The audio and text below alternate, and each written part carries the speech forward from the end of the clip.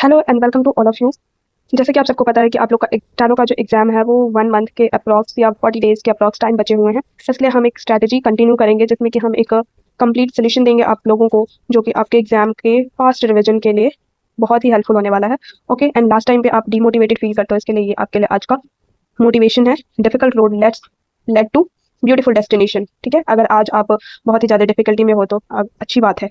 कल जब आपको खुशी मिलेगी अपने जॉब की, जब आप उसको अचीव कर लोगे, तब वो आपके लिए बहुत ही ग्रेट होगा एंड आज की डिफिकल्टीज बहुत ही याद करेंगे आप। ओके, तो हमारा डे 1 का जो टास्क है वो आज से स्टार्ट होता है। ऐसे ही हम कंटिन्यू करेंगे 30 डेज तक। तो विदाउट एनी डिले स्टार्ट करते हैं। इंग्लिश में क्या करना है हमें? इंग्लिश में प्रैक्टिस करने हैं एंड देन रिविजन करना है। ओके, रिविजन रिविजन रिविजन, केवल रिविजन करने हैं जितना आप रिविजन कर पाओ। नए कंटेंट कोशिश करो कम से कम ऐड ऑन करने की एंड प्रैक्टिस पे रिविजन पे ज़्यादा फोकस करो। ठीक है, वोकैब 100 वोकैब एंड टाइम चल रहा है ऑलरेडी। आपने जितने याद करने होंगे, आपको वोकैब याद कर लिया होगा आपने। एक आध दो नए वोकैब को रीड अगर आप कहीं पे देखते हो तो उसको राइट डाउन करो, उसका रिविजन करो एंड अब आप रिवीजन स्टार्ट कर रहे हो। मैं ये चीज़ यहाँ पे मान के चलती हूँ कि आप अपना सिलेबस कंप्लीट कर चुके हो, आप रिवीजन मोड में हो। 100 वोकैब डेली याद करने हैं आपको, रिवीजन करने हैं एंड अगर कर पाओ तो 50 इडियम्स, कर पाओ नहीं 50 इडियम्स आपको करने हैं। 100 vocab 50 idioms. PQRS, cloze test and passage. अभी का सिनेरियो देखा जाए तो थोड़े से लेवल अच्छे आ रहे हैं पहले के एग्जाम से, तो आपको इस पे बहुत ज़्यादा फोकस करना है। बाकी 70 जो क्वेश्चंस आते हैं उसको सब बना लेंगे क्योंकि वो मॉडरेट, इजी टू मॉडरेट रह रहा है, बट ये मॉडरेट टू टफ रह रहा है। इस वजह से आप जितना फोकस इस पे करोगे वो आपके नंबर को बूस्ट करने में बहुत ही ज़्यादा हेल्पफुल होने वाला है। एंड 1 सेक्शनल इंग्लिश का मॉक टेस्ट जरूर से अटेम्प्ट करिएगा।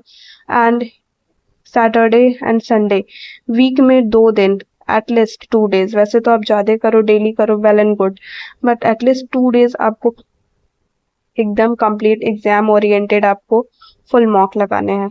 ओके, रीजनिंग में मूव ऑन करते हैं। तो रीजनिंग में आपको सबसे ज़्यादा 3-4 टॉपिक पे बहुत ज़्यादा फोकस करना है। Coding, decoding, series and analogy. Analogy, ये 3 टॉपिक है जिसको आपको बिल्कुल प्रैक्टिस इसकी मिस नहीं करनी है। नॉट अ सिंगल डेज भी इसकी प्रैक्टिस मिस नहीं करनी है, क्योंकि अभी हमारा 30 मिनट्स के जो है टाइम अलॉट हो चुके हैं। हमें जो भी करने हैं, जितने भी हाथ पैर मारने हैं ना, 30 मिनट्स में ही मारने हैं हमें। तो 30 मिनट्स बहुत ज़्यादा नहीं है 50 क्वेश्चंस के लिए। तो इस वजह से आपका एग्जाम में टाइम लैप्स हो सकता है ये टॉपिक में, ये तीनों टॉपिक में, analogy, series and coding, decoding. इस वजह से आप इस पे ज़्यादा फोकस करिए। ठीक है, इन दोनों की प्रैक्टिस डेली बेसिस पे करिए एंड एक अल्टरनेट चैप्टर भी रखिए जिसकी आप प्रैक्टिस करिए। जैसे कैलेंडर हो गया, एक बार पढ़ लिया हो गया, तो उस पे मॉक दीजिएगा तो वो सारी चैप्टर्स आपके रिवीजन होते रहेंगे। बट इसके अलग से आपको क्वेश्चंस लगाने हैं एंड 30 मिनट का एक अलग से सेक्शनल मॉक दीजिए, उसका एनालिसिस करिए, डीप एनालिसिस करिए, कहाँ पे आप रॉन्ग हो रहे हो, किस क्वेश्चन में ज़्यादा टाइम ले रहे हो। ठीक है, जीके चीज पे आ जाते हैं। स्टैटिक मैं करा रही हूँ अपने चैनल पे, जितना अभी तक अपलोडेड है आप वहां से कर सकते हो। अगर आप किसी और को फॉलो कर रहे देन उसी का रिवीजन करो, बस अभी रिवीजन करना है। मॉडर्न हिस्ट्री का रिवीजन करके आप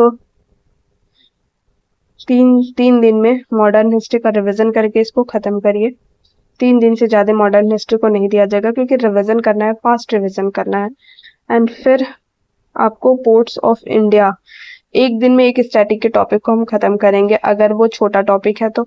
अगर बड़ा टॉपिक है तो 2 दिन लेंगे। इससे ज़्यादा स्टैटिक के टॉपिक में कोई भी, मैं भी कर चुकी हूँ याद, इसलिए मैं अपने अकॉर्डिंग बता रही हूँ। ऐसा नहीं कि मैंने बस लिख दिया है, कुछ भी पॉसिबल नहीं है और मैंने ऐसे ही लिख करके कर दिया है। तो मॉडर्न में 3 से 4 दिन लग सकते हैं आपको रिविजन करने में। शॉर्ट नोट में रिविजन करना है। आई थिंक कि आपने अभी तक अपना शॉर्ट नोट प्रिपेयर कर लिया होगा, तो वहां से आप बना सकते हैं। एंड पोर्ट्स ऑफ इंडिया हमारा स्टैटिक का टॉपिक है। फिर करंट अफेयर्स में सबसे पहले स्पोर्ट्स एंड टूर्नामेंट, सबसे इम्पोर्टेंट आप इसको याद करिए। स्पोर्ट्स जितने भी अभी तक हुए हैं उनमें इंडिया का रैंकिंग, इंडिया से रिलेटेड मैं एक एक टॉपिक पे अलग अलग लेक्चर ला चुकी हूँ, तो आप वहाँ पे जाकर के क्या क्या पढ़ने हैं देख सकते हो। ठीक है। एंड शॉर्ट हैंड, अगर आपकी शॉर्ट हैंड की स्पीड ना 80 से 90 80 से 100 के बीच में है, एंड एक्यूरेसी जो आपकी है ना वो 90 के अप्रॉक्स में है, मतलब 85 टू 90 है, तो आप अभी वीक में 1 से 2 दिन इस शॉर्ट हैंड को रखिए। एग्जाम बहुत करीब आ गया है, एंड अगर आप सीबीटी में अच्छा परफॉर्म नहीं करते हो तो आपका शॉर्ट हैंड रखा का रखा रह जाना है, कोई पूछने वाला नहीं है कि आपने शॉर्ट हैंड में कितना किया हुआ है। तो अभी मेरे अकॉर्डिंग आपको अभी शॉर्ट हैंड को थोड़ा सा स्किप करना चाहिए अगर आप इस लेवल पे हो तो। ऐसा नहीं है कि अभी आप बिगिनर हो और शॉर्ट हैंड को स्किप कर दिया, बिल्कुल नहीं करना है। अगर आप बिगिनर हो तो आप दोनों करो, क्योंकि मैक्सिमम आपके चांसेस हैं कि आप अगर बिगिनर हो तो 27 में आप अच्छा अटेम्प्ट करोगे, अच्छा एग्जाम जाएगा, बट 26 के लिए आप लगे रहो, कोशिश कर सकते हो आप अगर शॉर्ट हैंड में बिगिनर हो तो। ठीक है, तो ये आज का हमारा टास्क रहा। आई होप कि आप सब बिल्कुल इसको कंप्लीट करके लाइएगा, एंड हम फर्दर ऑल द बेस्ट। आज का टास्क आप कंप्लीट करेंगे, हम कल मूव करेंगे नेक्स्ट टास्क पे, नए टॉपिक के साथ, नए मोटिवेशन, नए एनर्जी के साथ। Okay, thank you so much.